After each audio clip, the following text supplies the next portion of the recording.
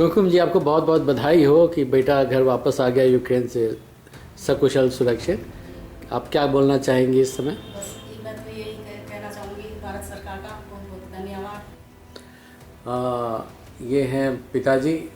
भाई साहब, आपको भी बहुत बहुत मुबारक हो, जी बेटा सकुशल घर वापस आया।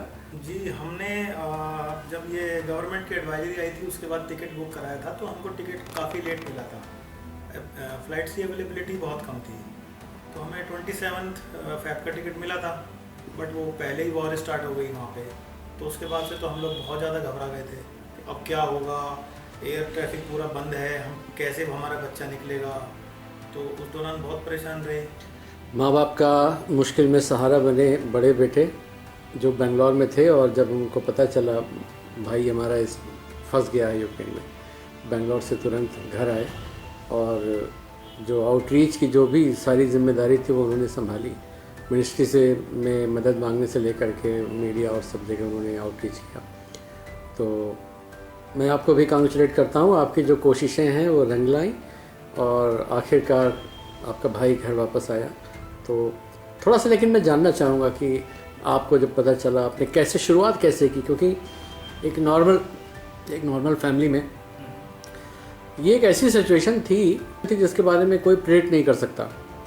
किसी ने कभी सोचा भी नहीं होगा कि मैं अपने बच्चे को विदेश में भेज रहा हूँ और ये हो जाएगा, और अगर ये हो गया तो मैं करूँ क्या, ये और भी उससे एक कदम आगे की बात है।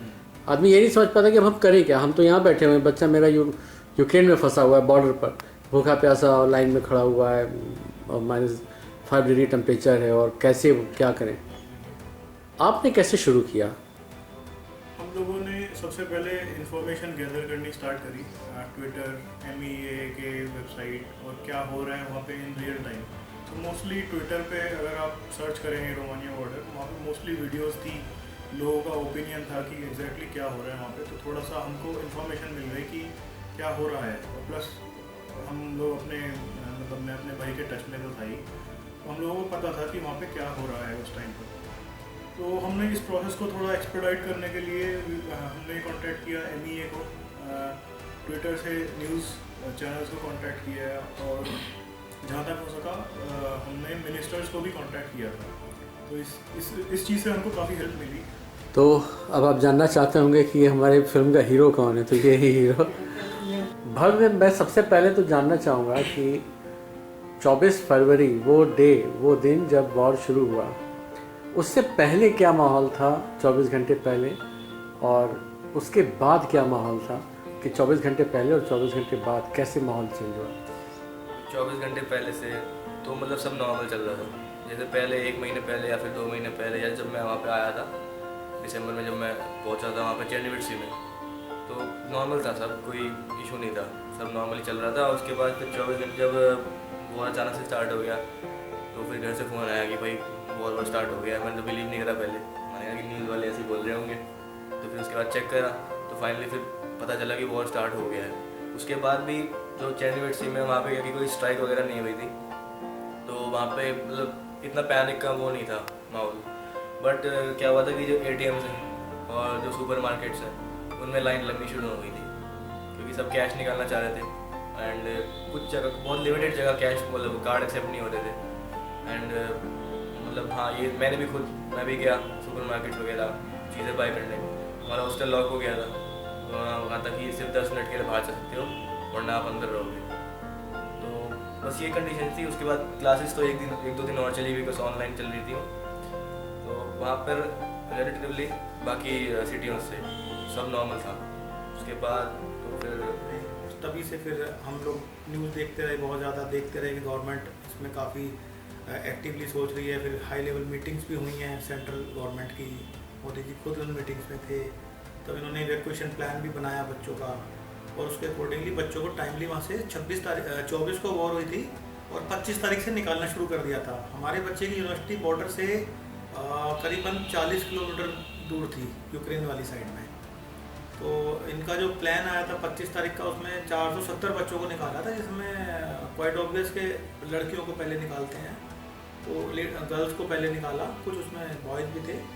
और सेकंड डे एम्बेसी ने एक लिस्ट जारी करी थी, उस लिस्ट में 3rd लिस्ट में इसका नाम आ गया था। तो फिर आप लोग हॉस्टल में रहे 24 तारीख के बाद? हाँ, हम हॉस्टल में रहे थे। फिर हॉस्टल से रोमानिया बॉर्डर, ये यूक्रेन बॉर्डर तक जाने का वो सफ़र कैसे शुरू हुआ? आपने कब डिसाइड किया कि नहीं, अब हमें हॉस्टल छोड़ करके हमें बॉर्डर की तरफ चलना है? नहीं, जो हमारा एक यूनिवर्सिटी का ग्रुप था जो भी है, तो उसमें सब जितने भी यूनिवर्सिटी के इंडियन स्टूडेंट्स हैं उसमें है। तो उसमें क्या था कि इसमें लिस्ट आ रही थी, इवैक्यूएशन लिस्ट। आई थिंक वो एम्बेसी की तरफ से ही थी। तो उसमें पहली 2 लिस्ट आई फर्स्ट दिन, वो स्टार्ट होने के फर्स्ट एक दिन बाद। तो फर्स्ट दिन में ऑलमोस्ट हर लिस्ट में 240 लोग थे, 180 गर्ल्स थी और बाकी बॉयज़ थे। तो पहले 2 लिस्ट में मेरा नाम नहीं आया, थर्ड लिस्ट में मेरा नाम आया। तो उसके बाद हमने फिर ठीक है इवैक्यूएशन करी, मतलब सब कुछ पैक वगैरह किया, जो सामान वहाँ छोड़ना था वहाँ छोड़ दिया, मतलब पैक करके स्टोर रूम में डाल दिया। कम से कम सामान लाने की कोशिश करी। मैं तो बैग लाया था ट्रॉली वाला, वो बस 14 kgs का है। लोग तो 22-22, 23-23 किलो ले जा रहे थे और बैग ले जा रहे थे। उसके बाद वहाँ पे क्या था कि मतलब एक वॉर से एक दिन पहले ही वहाँ पे हमारा एक TRC होता है, वो टेम्प्रेरी रेजिडेंस परमिट कार्ड होता है। तो वो होता है 6 साल का, कि वहाँ पर 6 साल तक हम रह सकते हैं सिटीजन। तो वो उसकी डॉक्यूमेंटेशन वगैरह कंप्लीट की थी मैं एक दिन पहले, वॉर स्टार्ट होने से पहले। और फिर फ्राइडे को वो मेरे को कार्ड मिल गया था। Thanks God. हाँ, वो कार्ड मेरे को मिल गया, मैंने ले लिया और फिर हम निकल गए थे सैटरडे को इवैक्यूएशन में, बस में बैठ के। यूनिवर्सिटी ने बस का इंतजाम करवाया था, उस पर वो लगाया, इंडियन स्टूडेंट्स ऑन बोर्ड लगाया, फ्लैग लगाया। तो बस में बैठ के हम पहुँच गए बॉर्डर पे, अराउंड आधे घंटे में पहुँच गए। क्योंकि ज़्यादा दूर तो है नहीं, चंडीगढ़ से 35-40 किलोमीटर से। तो फिर वहाँ पे था बहुत लंबा ट्रैफिक जैम था।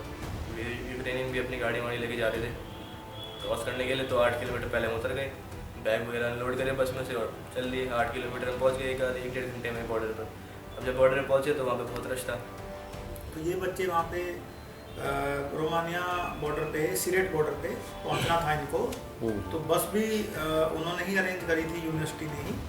और बस अरेंज करके वो लोग करीबन 32 किलोमीटर वहाँ पहुँचने के बाद में वहाँ पे ह्यूज जैम लगा हुआ था। तो बस ने हम बच्चों को वहीं पे उतारा, बोला कि आप वॉक करके चले जाओ। 8 किलोमीटर वॉक किया बच्चों ने। तो बच्चे बड़े खुश थे वहाँ पे कि हम तो जो है आराम से अपना रोमानिया साइड पहुँच जाएंगे, अपने घर चले जाएंगे। लेकिन वहाँ जाके बच्चों ने देखा कि वहाँ पे 2 से 2,500 लोग वहाँ पे स्टूडेंट्स और दूसरे कंट्री के नेशनल्स वो सब वहाँ पे थे। तो वहाँ जाके तो बच्चों का एकदम मोरल डाउन हो गया कि अब कैसे निकलेंगे। फिर वहाँ पे बच्चे थोड़ा धक्का मुक्की भी कर रहे थे, उस वजह से लाइन क्यों नहीं बन पा रही थी। तो बॉर्डर गार्ड्स जो है उनको कंट्रोल नहीं कर पा रहे थे, तो उन्होंने उनको रोक दिया वहीं पे। तो बच्चे 55 से 60 घंटे वहाँ पे फंसे रहे। और उस दौरान हमारी तो मतलब एकदम से बुरी हालत हो गई थी। हम लोग सो भी नहीं पा रहे थे, न जग रहे थे, बस हालत इतनी ख़राब थी बहुत ज़्यादा कि क्या करें कैसे करें। रश भी नहीं था, क्राउड था, जैसे भगदड़ वाला नहीं, स्टैम्पीड वाला माहौल नहीं होता वैसा था। क्योंकि लोग अब ये है कि पहले मुझे जाना है। वहाँ पे नाइजीरियंस थे, इंडियंस थे, यूक्रेनियंस की लाइन अलग थी, वो लाइन बना रखी थी ऑलरेडी। और टर्किश लोग थे, अरेबिक लोग थे, सब मिक्स थे, बहुत बड़ा क्राउड था। उनके पास इतने गार्ड्स नहीं थे फर्स्ट दिन पे जब हम पहुँचे थे, बहुत कम गार्ड्स थे उनके पास बॉर्डर के लिए। तो वो हल्का सा भी अगर गेट खोलते थे तो सब भागते थे उसकी तरफ। जो निकल गया ज़बरदस्ती निकल गया। अपने जो ऐसे ट्रॉली बैग होते थे वो फेंस के ऊपर फेंक देते थे वो, कि हम तो निकल जाएंगे, अगर बैग नहीं होगा आसानी से निकल जाएंगे। तो बैग फेंक देते थे और निकल जाते थे। और पीछे से मतलब उनके ट्रक्स वगैरह भी आ जा रहे थे बॉर्डर जो क्रॉस कर रहे थे सप्लाई वाले। तो जैसे बॉर्डर से ट्रक चला गया एक, उसके पीछे भागने लग गए सब, ज़बरदस्ती घुसने का ट्राई करने लग गए। उन्होंने थोड़ी बहुत फायरिंग भी करी हवा में, गार्ड्स ने क्या ही करते वो। तो फर्स्ट दिन तो ऐसा रहा। फिर हम भीड़ में घुसा, मैं ट्राई किया, मैंने भीड़ में घुसने का, ट्रॉली बैग लेके चला गया। मैं और मेरे दोस्त चले गए, आगे तक पहुँचे, 2-3 घंटे वहीं खड़े रहे। वहाँ पे पैर रखने की जगह नहीं थी, इतना वो क्या कहते हैं कॉम्पैक्ट हो गया था सब कुछ।